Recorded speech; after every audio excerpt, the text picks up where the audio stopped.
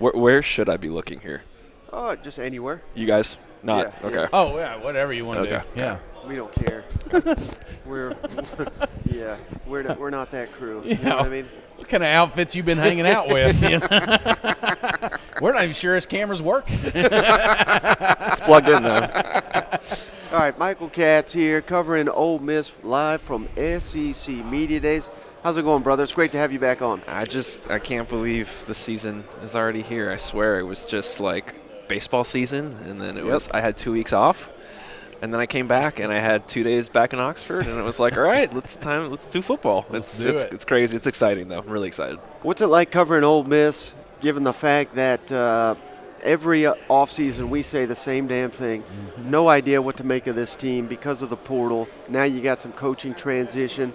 Lane, the curveballs, everything, but specifically on the field, how the hell do you figure this team out in the offseason? Well, I was talking to somebody else today, and I was like, Jackson Dart wasn't perfect last year, but he had a nice year, and you think it's all settled.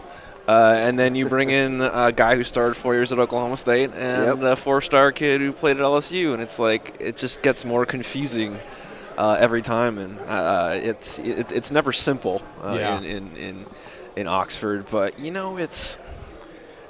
I think this team is good. Yeah. But I think the schedule is really tough. Mm-hmm. That schedule last year looks pretty nice right now. They got to ease Georgia out of the East. Yeah, I mean, last year they got to kind of ease into things. Their first real test was Kentucky in week 5 or 6. They played Tulane week 2 this year. I'm a USC guy. I've been hurt personally by the Green Wave. That's not going to be an easy game. And they've got this stretch of, I don't know the order off the top of my head, but it's Arkansas, LSU, Bama, and Auburn. And that's brutal. The offense, Lane Kiffin offenses are always going to be. They're going to average 35 to 40. That's just what they're going to do. Right. The quarterback situation, I've been on the record. It's hard for me not to see it being Jackson Dart, just given everything we've heard. And, progression year 2, you expect him to take some steps. They've got one of the best running backs in the country. They're going to be fine there. The Peak Olding defense, we'll see how that looks. I think this team's going to be a lot better than it was last year, but I don't know if that equates to a better record, if that makes sense. Let me ask about Jackson Dart, though, because I don't know if you've seen it. I put up my quarterback rankings. They always go viral. Everyone's talking about it. Everybody. But I got Jackson Dart 3rd. Saw that. And that I'm not saying today's the 3rd best. That's because that'd be crazy. But what I'm saying is at the end of the season, I think he could be regarded as the 3rd best quarterback in the SEC, playing for Lane Kiffin, having perhaps the best running back in the country next to him. Is that a crazy take, or could you, not that you're right there with me, but could you see that becoming the case that Jackson Dart's the 3rd best quarterback in this conference? I 100% could see it, just because, you look at what the base was last year. Again, I know he took some lumps, and when it rained, it poured. Mm-hmm. The game that comes to mind is the game in Baton Rouge where they're about to retake the lead, and he throws that pick in the end zone, and it all just sort of spiraled from there, and the season kind of, to an extent, spiraled from there, losing 5 of 6 to end the season. But for a first year in a completely new offense, he was 19 for most of last year. He did pretty well, and historically under Kiffin, quarterbacks have really taken a jump in year 2. I'm an SC guy. Matt Barkley was his first quarterback at SC. Year 1, he threw 26 touchdowns. Year 2, it was 39. The completion percentage went up about 5 or 6%. Matt Corral's first year under Kiffin, he was a turnover monster. I mean, everybody remembers the Arkansas and the LSU games. He was as good of a caretaker of the ball his last year as anybody in college football. So I think if you look at what this offense is going to be, they're going to run the ball. We know that. Quinshon Judkins is as good as it gets. But Jackson's a really good runner, too. And I think that element, keeping defenses on their toes, I think that he's more comfortable. He sounds more comfortable. Everybody just had really good things to say about him this spring, not just from the X's and O's perspective, but just kind of taking the bull by the horns. And, when you bring in guys at your spot, you can either sit and pout or you can, take the challenge. And everybody said that Jackson's really taken it well. And so I think,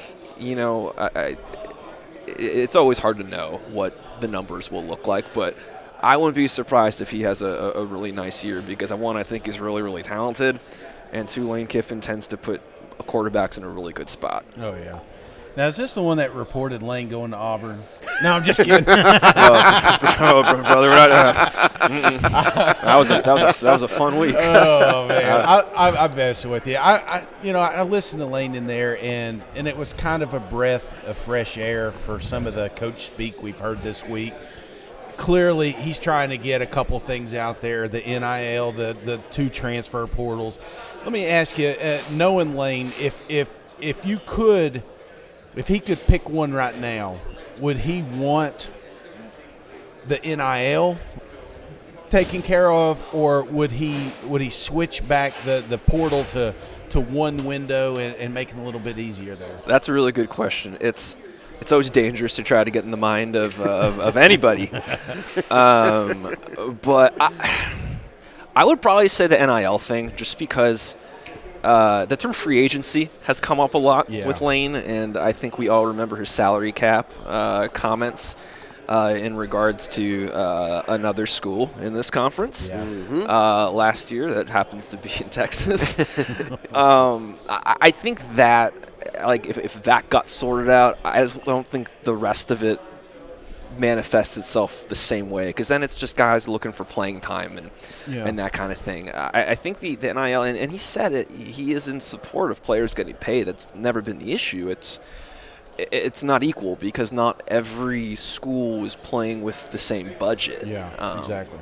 Someone asked him to power rank boosters in the SEC today, and I almost lost it. It was an incredible question, and his answer was, I'm not going to do that, but God, I wish I could. It was just absolutely amazing. But I think the fact that there are disparities depending where you are, and Oxford's, Ole Miss has done a really nice job with its collective, and there's no doubt about that. That's a really growing thing, but especially when Texas and Oklahoma come in here, that's going to be really tough to compete with. And so, again, it's hard to know where he would land on that one, but I really think that if the NIL thing is regulated or I don't know, just has some more structure, I think the portal stuff would kind of take care of itself. Yeah. Would he be saying that, though, if Ole Miss had the top boosters? I mean, no, and again, that's a really good point. I'm sure if you have the best boosters, you probably love this because you're like the Yankees back in the day when you could just buy everybody. Absolutely, it's the Dodgers, and you're the team that if you can afford it, why wouldn't you? Absolutely. But yeah, I think it really does depend where you stand. Yeah. Now, Judkins, all Ole Miss fans know what a dynamic player he is. I don't know if the country really recognizes how great of a player he is. I know Heisman is not only is it incredibly difficult for any player, but particularly a running back to be in contention. The last running back, I believe, that won it, Derrick Henry. Yeah, that was so long ago now. Who was his coach? Who was his OC? Lane Kiffin. Before that, Amari Cooper. Kiffin will force feed the beast on the team, and the beast is Judkins. So I'm not sitting here saying he'll win the Heisman, but what will it take for Judkins to be a Heisman finalist this fall? It's really funny that you bring that up because when he has this playmaker, he's going to do whatever he needs. Because at SC, when I was there, Marquise Lee won the Blitnikoff, and he had like 110, 20. It was an insane amount of catches because he was the best player. You give the best player the ball, and Judkins is, and Lane has said it, there's no doubt. He's your alpha. He's your guy. Like you said, it's so hard for running backs unless you are on, like Derrick Henry was amazing, but Derrick Henry was also on like the best team in the country. Mm-hmm. Yeah. Unless Ole Miss is in that stratosphere, like the New Year's Six conversation, I don't know if it's going to be possible because, he could put up 2,000 yards, but I don't know if it'll really matter in the national spotlight, if that makes sense. I think he's as good as anybody. He Well, let's say he gets red hot in a game against a Georgia, against an Alabama, LSU. Maybe not win the Heisman, but do you think he's good enough for in a one-game situation to carry them to a massive upset this fall? Absolutely. He almost did it a couple times last year. I mean, Alabama, that game, he's the reason they almost scored the go-ahead touchdown. And there were questions about the play calling towards the end because he wasn't in the game on the last part of that drive because they were down some ball carriers and he was tired. Yeah. And they started throwing the ball and it didn't work out on that last drive. And the coulda, shoulda, woulda about your best player just got you here. Why wouldn't you keep giving the ball? I think in those situations this year, there's no question they're going to keep feeding him in those moments.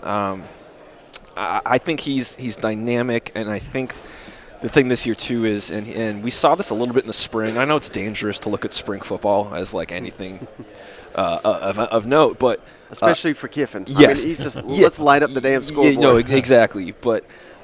He was catching the ball, and I think that's a big thing too. Is just diversifying the way that you get him the ball. And he talked about a little bit today. Yeah, you talk about pass protection and footwork and stuff, but he mentioned running routes, not just out of the backfield. And again, Lane doesn't ever want to compare him to this guy, but he brought up Reggie Bush from year 1 to year 2 in terms of in your first year you are sort of. A running back is just trying to figure out like what to do, where to be, where to line up. In year 2, you can let him do different sorts of things, and that's what Reggie did at SC. And I think they're excited for Quinshon to be able to do more things. Don't you hate that though? I mean, when I think of a Heisman candidate, a true Heisman candidate, it shouldn't be because he's on a national championship team or that their team's undefeated. I always think if you remove Judkins from that program last year, that record's not as good as it is. Right. That's an MVP for me. And do you think we ever? I mean, because that's one of the things. If I could fix, I would fix because these ballots coming in and late September, 1st of October. I mean, that's ridiculous. C.J. Stroud won the Heisman for somebody. Do you think it'll ever change? No, and that it sucks because I think part of it too is. I'm a West Coast guy. We don't stay up that late for all of the games, right? And even it's vice versa too. With if there's a good player on the West Coast, good point. Caleb Williams was able to, he was in the spotlight at SC and stuff, but a lot of people didn't get to watch his games, and so I think it's going to be hard. I can't remember the last time like a player that wasn't on like a top 10 New Year's 6 team won it. Like even Tebow won it. That wasn't one of the better Florida teams, but they had just won the championship and they won it the next year. So it's like it's Florida. They're going to be fine. Well, he mentioned Henry, and I was just thinking of Mark Ingram. Here's a guy that had Toby Gerhart. Similar. Hey. California legend, please. Similar stats to Judkins last year, and we're not like, oh, yeah, by the way, he should be a Heisman man. Yeah, no, it's true. I think if you're looking at – I don't think there's any metric that wouldn't say that he is one of the top 2 or 3 running backs in the country. I know Michigan's got a great one. I know Rocket Sanders is a superstar. You can't tell me that there's many guys better than Quinshon Judkins. Now, much is made about the Pete Golding hire, of course, upgrade at defensive coordinator. I don't have any doubt about that. But players matter more than coaches. I mean, Nick Saban could take over Vanderbilt. He can have Josh Heupel as his OC and Kirby Smart as his DC. Vanderbilt ain't winning the SEC next year because they don't have the players. So does Ole Miss right now have the defensive personnel with Golding coaching them to at least not be such a blatant weakness for the team? Can they take that next step to help the overall team be competitive? Yeah, and so I look at the team the year before when they had that DJ Durkin, Chris Partridge defense, but Durkin was calling the plays. Like, no one's going to pretend that defense was like incredible. Yeah. But it was good enough. It got the job done. And I think, like, realistically, that's, when you're going to score points, I think the way that they think they're going to score points, would you love a top 5 defense? Yeah, of course. But you just need to be able to stop the bleeding, because Exactly. there were times when, I saw Arkansas run for 4 billion yards against them. I saw, the air raid tear them up on the ground. Over the last stretch of the season, they were giving up 35 points a game. I saw a really bad Auburn team run it down their throats. I mean, it was bad. They got in some shootouts they probably shouldn't have been in. Yeah.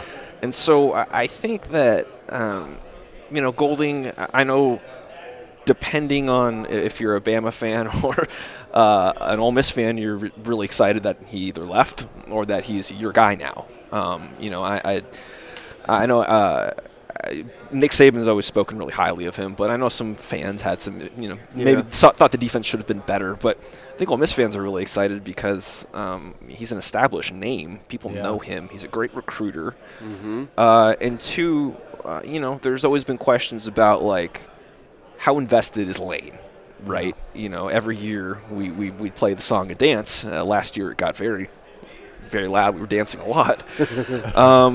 They invested a lot in Pete Golden. That's a lot of money. That he's trying to build that. And so I think that, listen, again, Willie Anderson's not on Ole Miss. He's not, neither is Kool-Aid McKinstry. It's just you don't have those guys. They're getting better.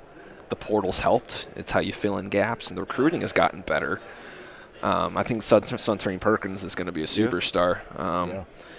But I think it'll be better. I really like the linebacker they got from Louisville, Monty Montgomery. He's a really nice player, and so if you look at, like, the caliber of the player that was here a couple years ago to where it is now, there's no doubt that it's better. Yeah. But is it up to the standard of, like, are you going to be Georgia and Athens with that team? I don't know. And I think you could have, the best defensive coordinator. You have Bill Belichick running that defense, but if you don't have the dudes, it doesn't necessarily matter. And so I don't know if they're quite there yet to have that sort of a defense, but I think they're going to be significantly better. Yeah. Well, last thing I got for you, Mike. Where will you be voting Ole Miss? Because I think that's the toughest thing in the West. I mean, you could convince me you could tell me Ole Miss is going to be last, and that's not where I got them, but I would buy it. You could tell me second or third, and I could see a path to that too. They're a tough team to read. Where will you be voting Ole Miss in the West? I think I was very brave for putting LSU number one. Yeah. That's where I'm at. I'm so brave. I think I had Bama, and I am actually I'm going to regret this. I'm high on A&M. That's never turned out bad for anybody.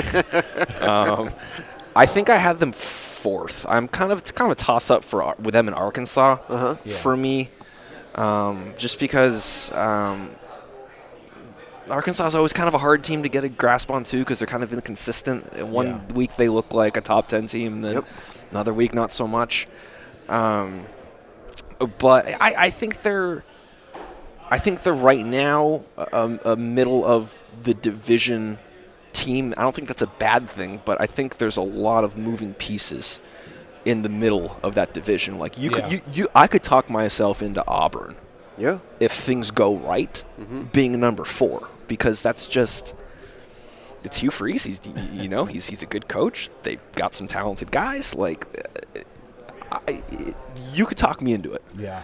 And there's a lot of teams I could talk myself into right below Bama, LSU, and Bama. Like anything after that, I wouldn't be surprised. And I think Ole Miss is one of those teams that, if the defense just does better, they're going to be in a pretty good spot. They could go anywhere from the third place team to down on the bottom. Again, it's what makes covering this team so entertaining, because I have no idea what it's going to be. People ask me, I'm just like, man, if I knew that, I'd be buying lotto tickets. Yep. All right, before you go, tell the audience, where can they find you?